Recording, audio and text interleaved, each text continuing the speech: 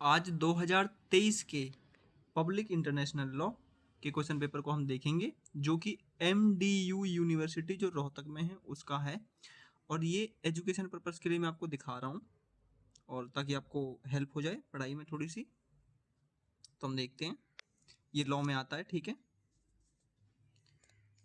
और मैंने आपको जैसा पहले भी बताया हुआ था कि हर यूनिट में से हमें एक क्वेश्चन करना होता है, तो उसी प्रकार से इन दोनों में से हमें एक क्वेश्चन करना है।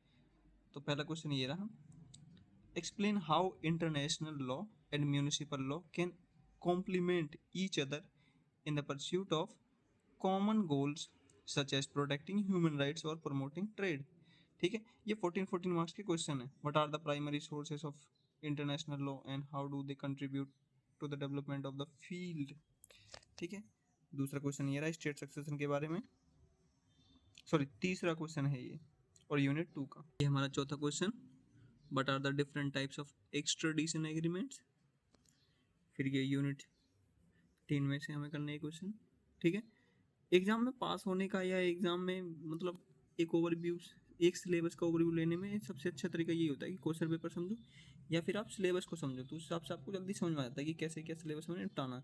अब यूनिट 4 में से हमारे पास ये दो क्वेश्चन है, UDHR यानी universal declaration of human rights. ये इंपॉर्टेंट क्वेश्चन ज़्यादा है क्योंकि बार बार इसके बारे में पूछा जाता है। और ये रहा सिविल एंड पॉलिटिकल राइट्स के बारे में, UDHR। फिर ये आपके शॉर्ट क्वेश्चन है, ये सारे ही इंपॉर्टेंट होते हैं, ये सारे ही आपको करने होते हैं, चाहे आपको कुछ आता हो या ना आता हो। पर मतलब इसमें से कुछ भी वो ऑप्शन नहीं होता कि एक छोड़ दो दूसरा कर लो, जैसे जैसे कि इनमें होता है, इन दोनों में से हमें एक करना होता है, यानी हर यूनिट में से एक क्वेश्चन लॉन्ग में से। पर शॉर्ट वाले में हमें सारे करने होते हैं, ठीक है। तो नौवां है हमारा legal personality, dispute settlement, international arbitration, humanitarian law, arbitration. यहाँ पे गौर करना, देखो पहले उन्होंने आर्बिट्रेरियन ओ क्या बोलते हैं इंटरनेशनल आर्बिट्रेशन पूछा, फिर आर्बिट्रेशन ही पूछ दिया, समझे। तो आपको अच्छे से करके जाना पड़ेगा। रेफ्यूजी लॉ क्या होता है, law of armed complex conflict क्या होते हैं, और लॉ ऑफ द सी क्या होता है।